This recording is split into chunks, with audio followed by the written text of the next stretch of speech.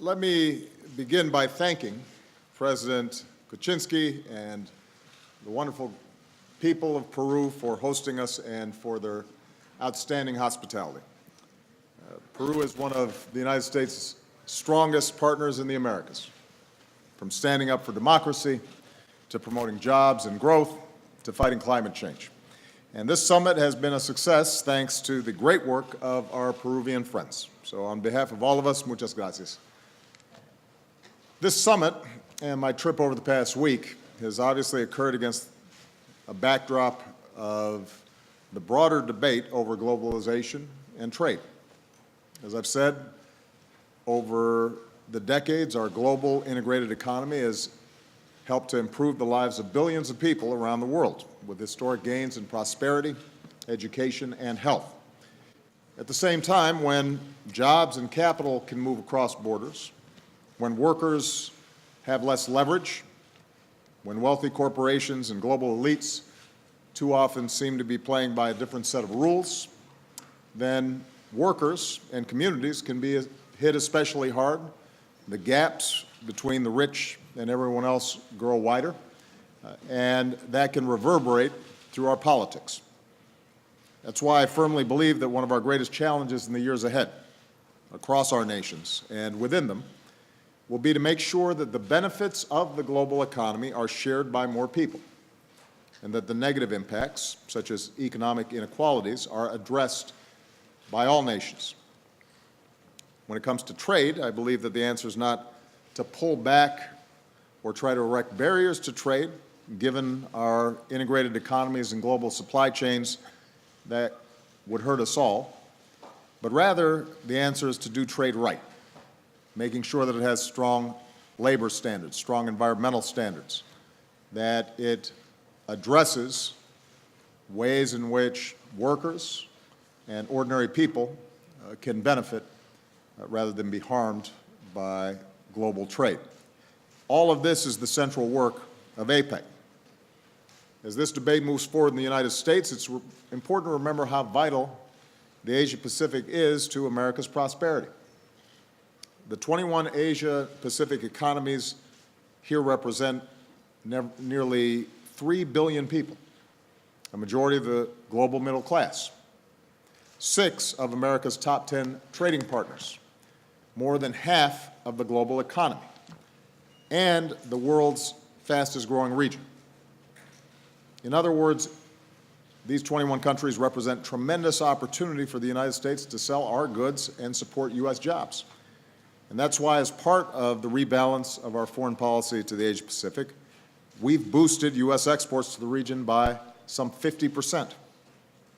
Nearly 60% of our exports go to the region. And this is part of broader progress. With 95% of the world's customers beyond America's borders, I made it a priority to open up new markets overseas. And during my administration, we've increased U.S. exports to the world by more than 40%, to record levels. And these exports support more than 11 million American jobs. Moreover, we know that companies that export tend to grow faster and hire more employees and pay their workers more than companies that do not export, all of which is why exports have helped to drive our economic recovery.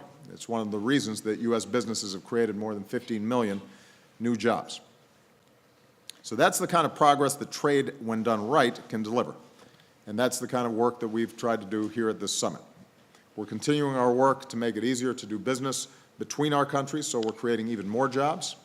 In the United States, we're simplifying the process of starting a new business, increasing access to credit, all of which will help more ventures, especially small businesses, get up and running, and helping them to be able to export as well so that they can access a global market, even if they can't afford fancy lawyers and accountants and foreign offices. We agreed to increase our collective efforts against corruption by targeting the bribery that enriches elites at the expense of people, and we committed to making it easier to trade in services as well as goods. We also discussed the excess capacity that exists in certain sectors, like steel and aluminum, that distorts markets and hurts businesses and workers, including American workers.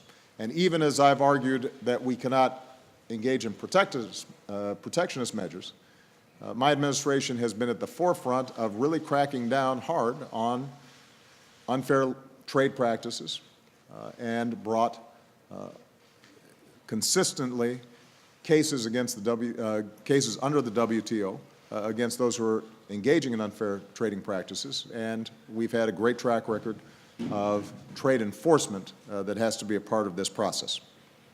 I've been very clear that excess capacity is not the result of market forces. It's the result of specific government policies, and it needs to be fixed. And here at APEC, we've been taking steps, as we were at the G20 in Hangzhou, to start addressing these issues in a systematic way.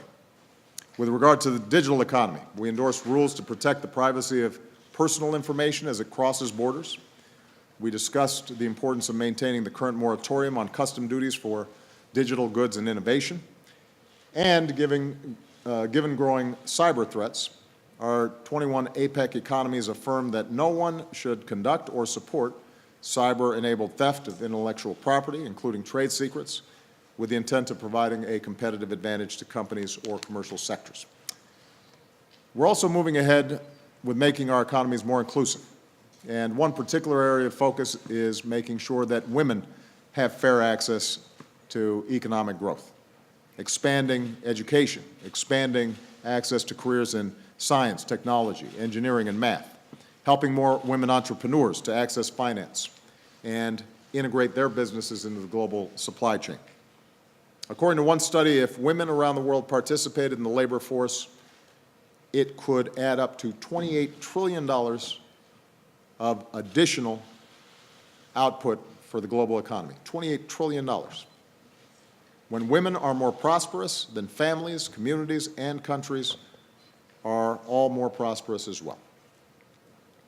My meeting yesterday with my fellow leaders of the Trans-Pacific Partnership was a chance to reaffirm our commitment to the TPP with its high standards, strong protections for workers, the environment, intellectual property, and human rights.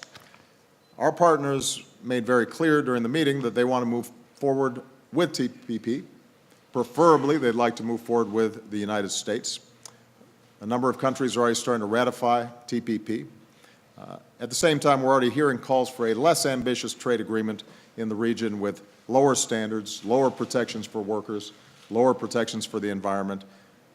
That kind of agreement would obviously exclude U.S. Workers and businesses and access to those markets. So for all those reasons, I believe that TPP is a plus for America's economy, America's workers, American jobs. I think not moving forward would undermine our position across the region, our ability to shape the rules of global trade in a way that reflects our interests and our values. Finally, our cooperation with APEC has been critical to our historic progress in fighting climate change. Bringing the Paris Agreement into force, agreeing to limit aviation emissions, phasing out dangerous HFCs. Here in Lima, we continue our work to phase out fossil fuel subsidies, and countries made new commitments toward our goal of doubling our renewable energy over the next 2 decades. So, as I wrap up my last summit, and likely my last foreign trip as president, I could not be more proud of the progress that we've made together.